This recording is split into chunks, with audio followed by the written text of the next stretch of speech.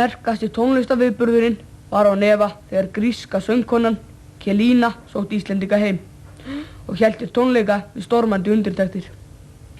Ég ætla að syngja hérna þjóðlag frá ætlandi mínu Grikklandi sem heitir Grúsja. Hann fjallar í stuttu máli stúlku nokkra sem eyðir öllum sínu tíma á baðherberginu. Einn daginn hittir hún þó gluggarhreinsara og verða þau strax ástfangin. Þegar þau ætla að hittast fyrst, dettur hann óvart út glugga, þú veist, gluggarhreinsarinn, og fótbrotnar.